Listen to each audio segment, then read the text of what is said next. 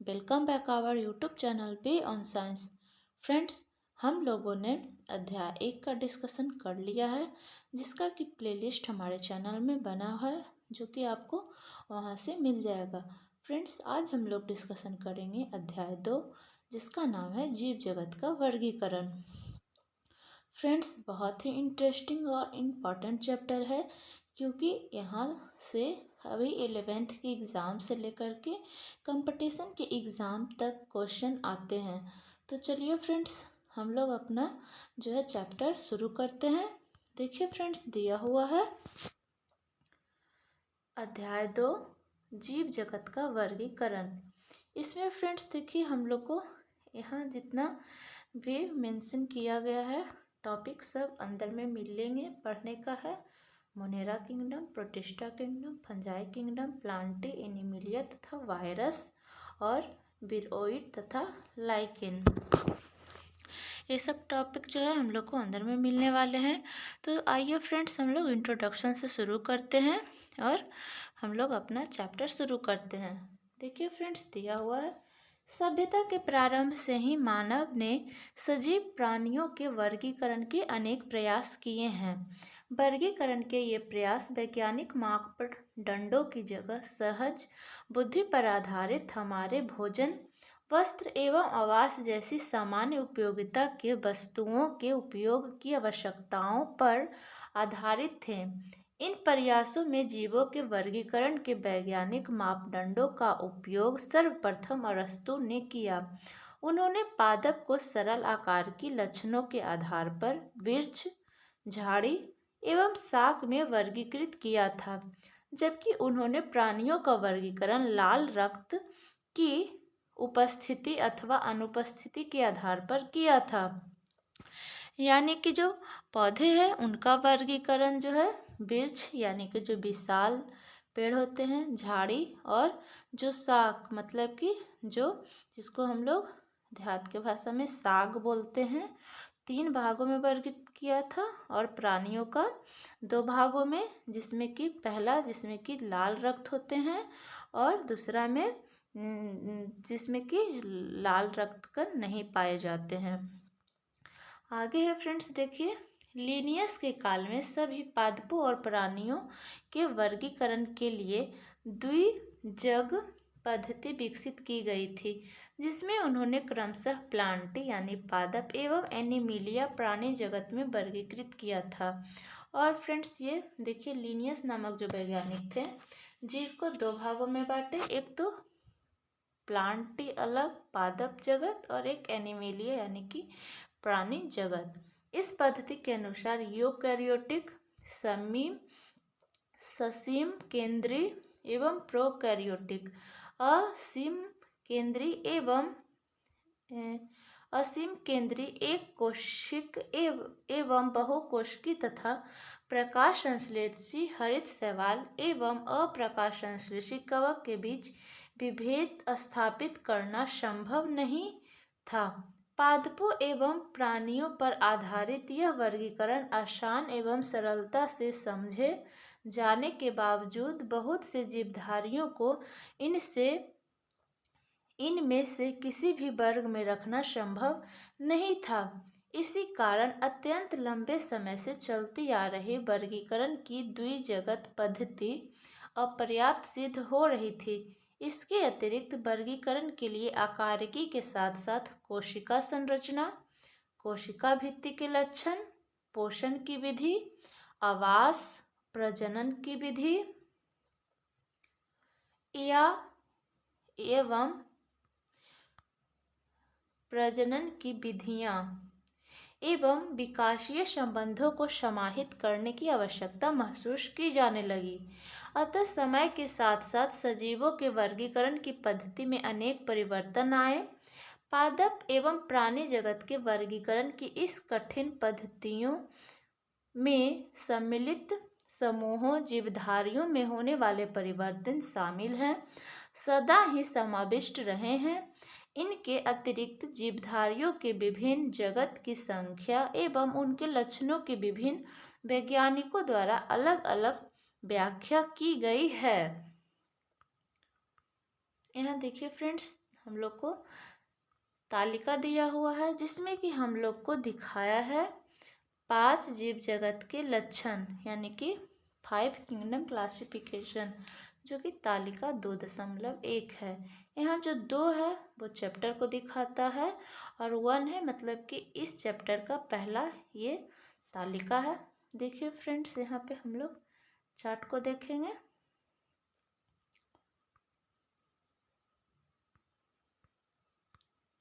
ये लक्षण दिया हुआ है। ये मोनेरा, प्रोटिस्टा, फंजाई, प्लांटी और एनिमिलिया, ये 5 जगत है जो अभी तक मान्य है। इसके पहले जो जो भी क्लासिफिकेशन होते गए हैं वो सब में धीरे धीरे बदलाव करके 5 जीव जगत के लक्षण, ये जो 5 किंगडम क्लासिफिकेशन है, आज अभी मान्य है। यहाँ मोनेरा है। यहाँ जो 5 किंगडम है सबका कोशिका का प्रकार है। मोनेरा जो होगा prokaryotic, protista eukaryotic, fungi eukaryotic, Plantae eukaryotic और एनिमोलिया भी यूकैरियोटिक, यानी कि यहाँ पे सिर्फ मोनेरा जो है प्रोकैरियोटिक है। कोशिका भित्ति, मोनेरा में सेल्यूलोज रहित बहुसर्कराइड प्लस एमिनो अम्ल पाया जाएगा और कोशिका भित्ति प्रोटिस्टा कुछ में उपस्थित रहेगा, जबकि कोशिका भित्ति फंजाई में उपस्थित रहेगा, सेल्यूलोज रहित और काइटिन युक्त रहेगा। यही कोशिका भित्ति प्लांटी में उपस्थित रहेगा, सेल्यूलोज सहित, और एनिमोलिया में फ्रेंड्स कोशिका भित्ति अनुपस्थित रहेगा। मोनेरा में क्या होगा? कोशिका झिल्ली अनुपस्थित, प्रोटिस्टा में कोशिका झिल्ली उपस्थित, फंजाई में केंद्रक झिल्ली उपस्थित, प्लांटी में उपस्थित और एनिमिलिया में भी उपस्थित रहेगा, और सिर्फ मोनेरा जगत में केंद्रक झिल्ली अनुपस्थित रहेगा। कार्य रचना, मोनेरा में कोशिकीय रहेगा, प्रोटिस्टा में कोशिकीय, फंजाई में बहुकोशिकीय और अदृढ़ उत्तक, प्लांटी में कार्य संरचना उत्तक अंग या उत्तक तंत्र होंगे, और ठीक उसी तरह से कार्य संरचना एनिमिलिया में भी होगा। पोषण है फ्रेंड्स, देखिए मोनेरा में जो है हो जाएगा स्वपोषी, रसायन संश्लेषी एवं प्रकाश संश्लेषी तथा परपोषी, मृतपोषी एवं परजीवी।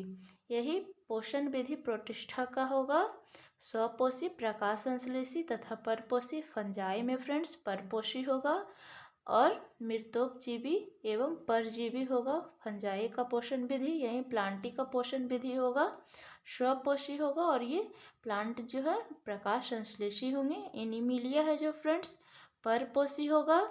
परपोषी का प्रकार दिया है प्राणी समभोजी या मृतपोषी इत्यादि, यहाँ पे पोषण की विधि हो सकती है। आगे है फ्रेंड्स प्रजनन की विधि, तो मोनेरा में युग्मन होगा, प्रोटिस्टा में फ्रेंड्स युग्मनक संलयन एवं युग्मनन होगा। फंजाई में फ्रेंड्स यहाँ प्रजनन की विधि निषेचन, प्लांटी में भी निषेचन और एनिमिलिया में भी निषेचन होगा। आगे फ्रेंड्स देखिए यहाँ पे इसके बारे में दिया हुआ है। सन 1969 ईस्वी में R.H. व्हिटकर द्वारा 5 जगत वर्गीकरण की पद्धति प्रस्तावित की गई थी। इस पद्धति के अंतर्गत सम्मिलित किए जाने वाले जगतों के नाम मोनेरा, प्रोटिस्टा, फंजाई, प्लांटी एवं एनिमिलिया है। कोशिका संरचना, शारीरिक संरचना, पोषण की प्रक्रिया, प्रजनन एवं जातिवृत्तीय संबंध उनके वर्गीकरण की पद्धति के प्रमुख मापदंड थे। तालिका 2.1 में इन सभी जगतों के विभिन्न लक्षणों का एक तुलनात्मक विवरण दिया गया है। अब हम 5 जगत वर्गीकरण से जुड़े मुद्दे एवं धारणाओं पर विचार करेंगे जिससे वर्गीकरण की यह पद्धति प्रभावित है। इससे पहले की वर्गीकरण पद्धति के अंतर्गत बैक्टीरिया, नीलहरित शैवाल, फंजाई, मॉस, फर्न, जिम्नोस्पर्म एवं एंजियोस्पर्म को पादपों के साथ रखा गया था। इस जगत के समस्त जीवों की कोशिकाओं में एक कोशिका भित्ति का उपस्थित रहना एक समानता थी, जबकि उनके अन्य लक्षण एक दूसरे से एकदम अलग थे। जीवन के 3 अनुक्षेत्र पद्धतियां भी प्रस्तावित की गई थी, जिसमें मोनेरा जगत को 2 अनुक्षेत्रों में वर्गीकृत किया गया तथा सारे यूकैरियोटिक जगत को तीसरे अनुच्छेद में रखा गया। अतः एक षष्ठ जगत वर्गीकरण पद्धति भी प्रस्तावित की गई। आप इस पद्धति के विषय में विस्तार से उच्च कक्षाओं में पढ़ेंगे। प्रोकैरियोटिक बैक्टीरिया तथा नीलहरित शैवाल या साइनोबैक्टीरिया को अन्य यूकैरियोटिक जीवों के साथ वर्गीकृत कर दिया गया। इस पद्धति के अनुसार एक कोशिक जीवों को बहुकोशिक जीवों के साथ वर्गीकृत किया गया, जैसे क्लेमाइडोमोनास एवं स्पायरोगायरा शैवाल। इस वर्गीकरण में कवक जैसे परपोषी का हरित पादपों जैसे स्वपोषी के बीच ही विभेद नहीं किया गया, जबकि कवकों की कोशिका भित्ति काइटिन की एवं हरित पादपों की सेल्यूलोज की बनी होती है। इन्हीं लक्षणों को ध्यान में रखते हुए कवकों को एक अलग जगत फंजाई के अंतर्गत रखा गया है। सभी प्रोकैरियोटिक जीवधारियों के साथ मोनेरा तथा एक कोशिकीय जीवधारियों को प्रोटिस्टा जगत के अंदर रखा गया है। प्रोटिस्टा जगत के अंतर्गत कोशिका भित्ति युक्त क्लेमाइडोमोनास एवं क्लोरेला है, जिन्हें पहले पादपों के अंतर्गत शैवाल में रखा गया था। पैरामीशियम एवं अमीबा, जिन्हें पहले प्राणी जगत में रखा गया था, के साथ रखा गया है, जिसमें कोशिका भित्ति नहीं पाई जाती है। इस प्रकार इस पद्धति में अनेक जीवधारियों को एक साथ रखा गया है, जिन्हें पहले की पद्धतियों में अलग अलग रखा गया था। ऐसा वर्गीकरण के मापदंडों में परिवर्तन करने के कारण हुआ है। इस प्रकार के परिवर्तन भविष्य में भी हो सकते हैं, जो लक्षणों तथा विकासकीय संबंधों के प्रति हमारी समझ में सुधार पर निर्भर होगी। समय के साथ साथ वर्गीकरण की एक ऐसी पद्धति विकसित करने का प्रयास किया गया है, जो न सिर्फ आकार की कायिक एवं प्रजनन संबंधी समानताओं पर आधारित हो, बल्कि जाति वृत्तीय हो और विकासीय संबंधों पर आधारित हो। इस अध्याय में हम विटेकर पद्धति के अंतर्गत मोनेरा, प्रोटिस्टा एवं फंजाई के लक्षणों का अध्ययन करेंगे। प्लांटी एवं एनिमिलिया जगत, जिन्हें सामान्य भाषा में क्रमशः पादप एवं प्राणी जगत कहते हैं, की चर्चा आगे के 2 अध्यायों में अलग अलग करेंगे। यहाँ पे फ्रेंड्स देखिए पॉइंट है 2.1 मोनेरा जगत। इसमें देखेंगे सभी बैक्टीरिया मोनेरा जगत के अंतर्गत आते हैं।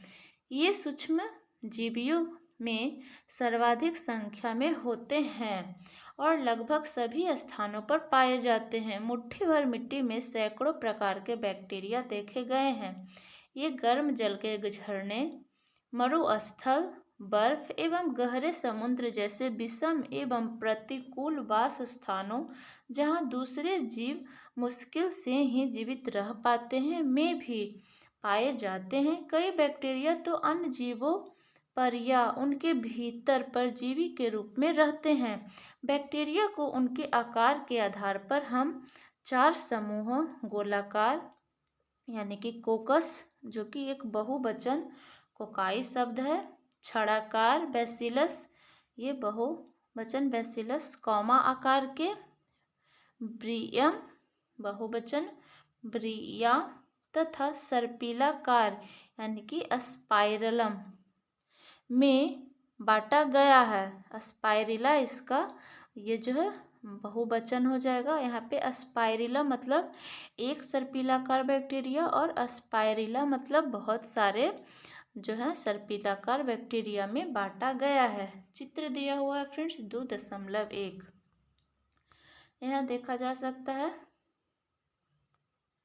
देखिए ये बैक्टीरिया जो है ये कोकाई बैक्टीरिया है, ये बेसिलाई है, ये जीवाणु, और ये स्पाइरिला है, और इसका ये कशाब है, ये ब्रियो है। चित्र 2.1 है। विभिन्न आकार के ये बैक्टीरिया यहाँ पर दिखाए गए हैं। जिनका कि देखिए फ्रेंड्स, अगर ये समूह में है तो ये स्पाइरिला कहलाएगा। देखिए बहुवचन स्पाइरिला दिया हुआ है, यहाँ है स्पाइरिला बहुवचन दिया हुआ है। और यही जो एक बैक्टीरिया यहाँ पे रहेगा तो इसको स्पाइरिलम कहेंगे। उसी तरह से सब बैक्टीरिया का बहुवचन दिया हुआ है। आगे है फ्रेंड्स, यद्यपि संरचना में बैक्टीरिया अत्यंत सरल प्रतीत होते हैं, परंतु इनका व्यवहार अत्यंत जटिल होता है। चयापचय यानी कि उपापचय की दृष्टि से अन्य जीवधारियों की तुलना में बैक्टीरिया में बहुत अधिक विविधता पाई जाती है। उदाहरण स्वरूप वे अपना भोजन अकार्बनिक पदार्थों से संश्लेषित कर सकते हैं। ये प्रकाश संश्लेषी स्वपोषी अथवा रसायन संश्लेषी स्वपोषी होते हैं, अर्थात वे अपना भोजन स्वयं संश्लेषित नहीं करते, अपितु भोजन के लिए अन्य जीवधारियों अथवा मृत कार्बनिक पदार्थों पर निर्भर रहते हैं। फ्रेंड्स देखिए नेक्स्ट पॉइंट है आद्य बैक्टीरिया। ये विशिष्ट प्रकार के बैक्टीरिया होते हैं। ये बैक्टीरिया अत्यंत कठिन वास स्थानों जैसे अत्यंत लवणीय क्षेत्र, हेलोग्राफी, गर्म झरने, थर्मोएसिडोफिलस एवं कच्छ क्षेत्र यानी कि मैथोनोजेन में पाए जाते हैं। आद्य बैक्टीरिया तथा अन्य बैक्टीरिया की कोशिका भित्ति की संरचना एक दूसरे से भिन्न होती है। यही लक्षण उन्हें प्रतिकूल अवस्थाओं में जीवित रखने के लिए उत्तरदायी है। मैथोनोजेन अनेक रूमिनेंट पशुओं जैसे गाय एवं भैंस के आंत्र में पाए जाते हैं तथा इनके गोबर से मीथेन यानी कि जैव गैस का उत्पादन करते हैं। नेक्स्ट है फ्रेंड्स यू बैक्टीरिया। इसमें दिया हुआ है हजारों यू बैक्टीरिया अथवा वास्तविक बैक्टीरिया की पहचान एक कठोर कोशिका भित्ति एवं एक कशाफ जल बैक्टीरिया द्वारा की जाती है। साइनो बैक्टीरिया, जिन्हें नील हरित शैवाल भी कहते हैं, में हरित पादपों की तरह क्लोरोफिल ए पाया जाता है तथा ये प्रकाश संश्लेषी स्वपोषी होते हैं। चित्र 2.2 देखिए फ्रेंड्स, यहाँ चित्र 2.2 दिया हुआ है। एक तंतुमयी शैवाल नॉन स्टॉक, ये एक शैवाल है। इसके अंतर्गत देखिए हेटेरोसिस्ट पाया जा रहा है। ये श्लेषी आच्छाद है।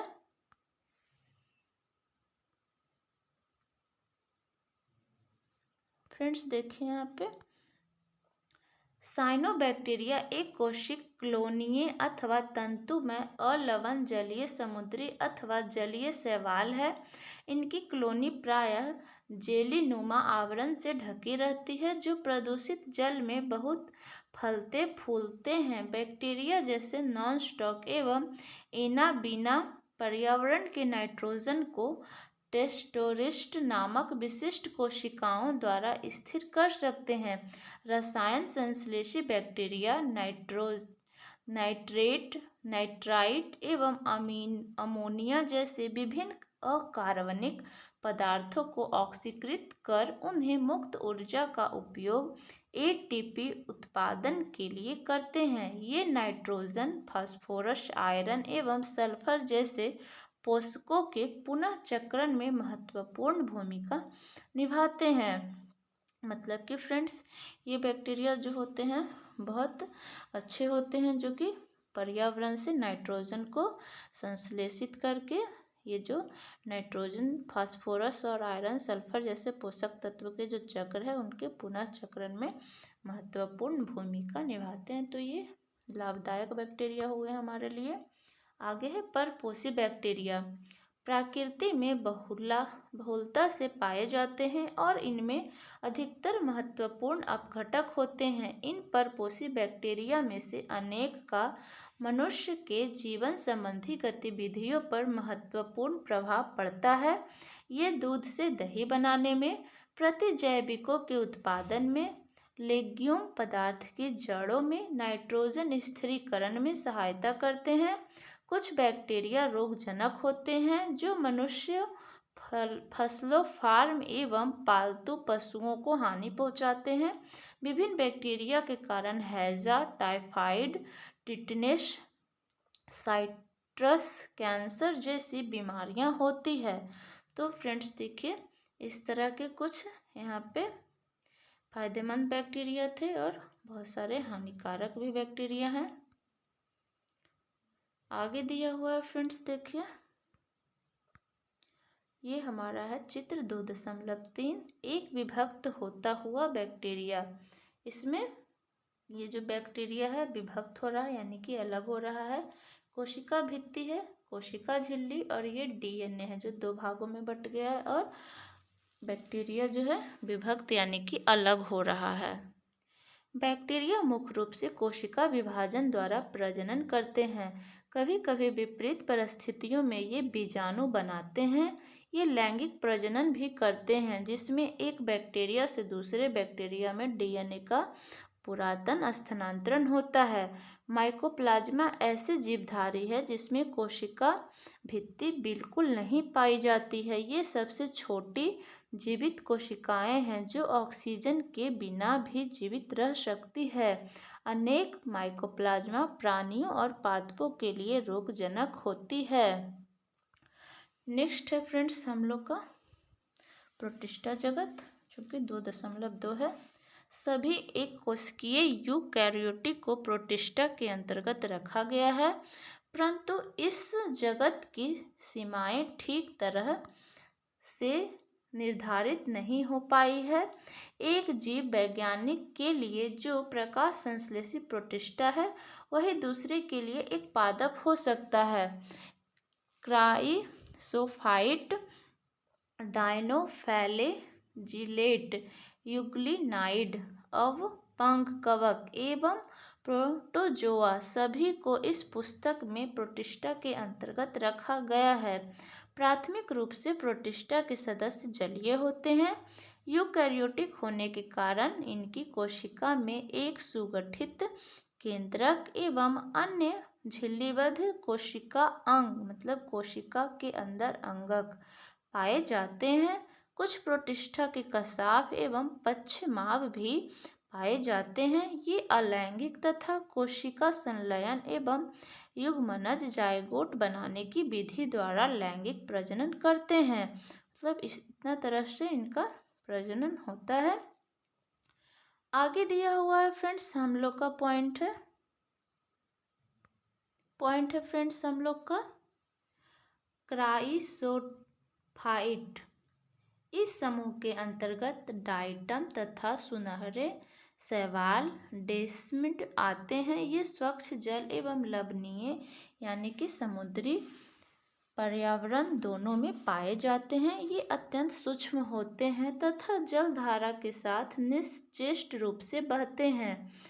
डाइटम में कोशिका भित्ति साबुनदानी की तरह इसी के अनुरूप 2 अतिच्छादित कवच बनाती है।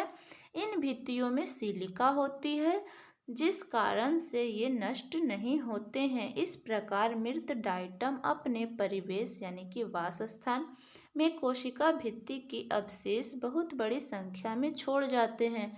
करोड़ों वर्ष में जमा हुए इस अवशेष को डाइटमी मृदा कहते हैं। कणमय होने के कारण इस मृदा का उपयोग पॉलिश करने, तेलों तथा सिरप के निस्यंद में होता है। ये समुद्र के मुख्य उत्पादक हैं। मतलब फ्रेंड्स ये हम लोग के लिए यूज में आ जाता है। आगे दिया हुआ है फ्रेंड्स डायनोफैजिलेट।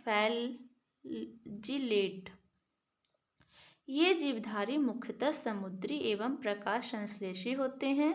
इनमें उपस्थित प्रमुख वर्णकों के आधार पीले, हरे, भूरे, नीले अथवा लाल दिखते हैं। इनकी कोशिका भित्ति के बाह्य सतह पर सेल्यूलोज की कड़ी पट्टिकाएं होती है।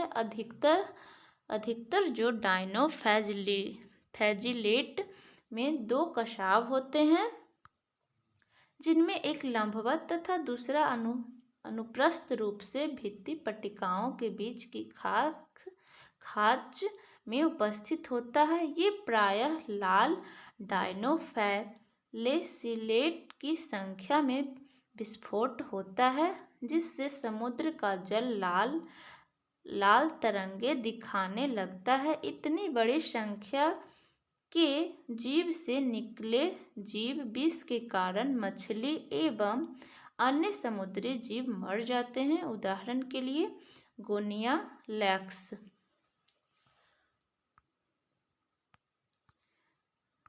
देखिए फ्रेंड्स, यहाँ अ, ब और स और द, यहाँ ये मान लीजिए कि ए बी और ये स से सी और द से डी ही लिखा हुआ रहता है।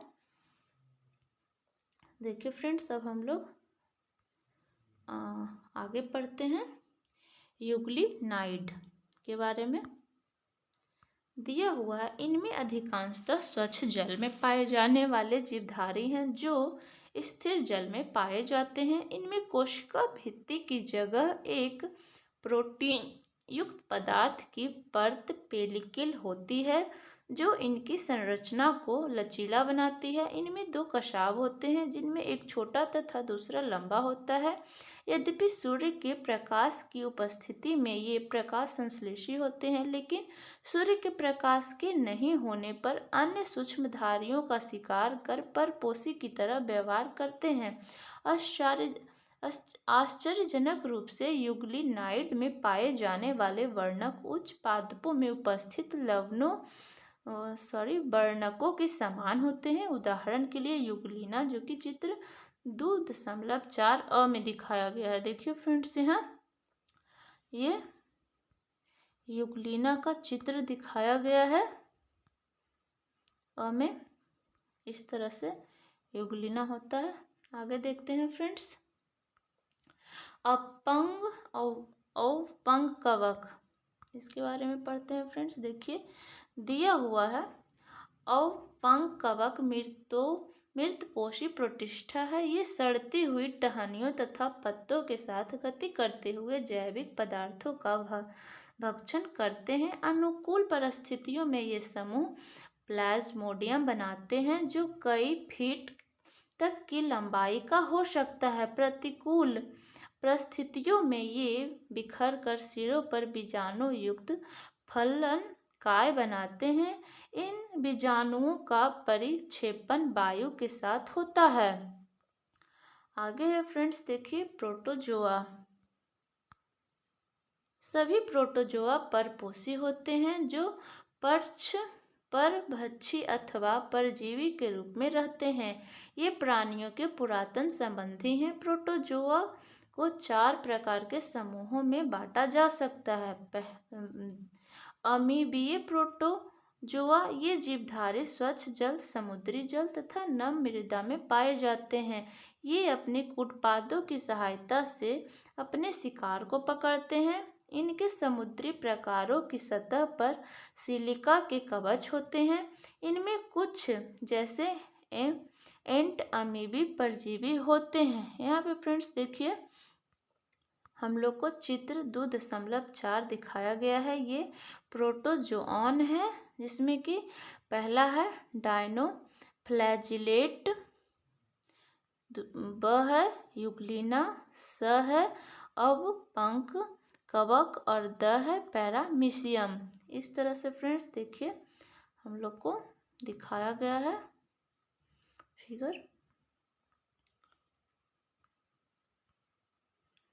एंटमीबा जो है परजीवी होते हैं। देखिए फ्रेंड्स, यहाँ पे दिया हुआ है कशाभी प्रोटोजोआ। इस समूह के सदस्य स्वच्छंद अथवा परजीवी होते हैं।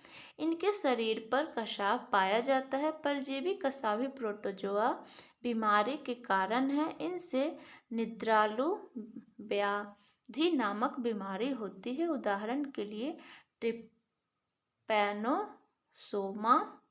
पक्षमाभी प्रोटोजोआ। ये जो है फ्रेंड्स जलीय तथा अत्यंत सक्रिय गति करने वाले जीवधारी हैं, क्योंकि इनके शरीर पर हजारों की संख्या में पक्षमाभ पाए जाते हैं। इनमें एक गुहा ग्रासिका होती है जो कोशिका के सतह के बाहर की तरफ खुलती है। पक्षमाभों की लयबद्ध गति के कारण जल से पूरित भोजन ग्लेट की तरफ भेज दिया जाता है, उदाहरण के लिए पैरामीशियम।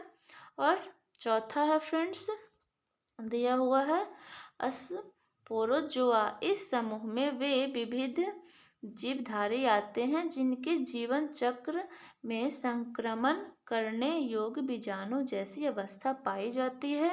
इनमें सबसे कुख्यात प्लाज्मोडियम मलेरिया परजीवी प्रजाति है, जिनके कारण मानव की जनसंख्या पर आघात पहुंचाने वाला प्रभाव पड़ा है।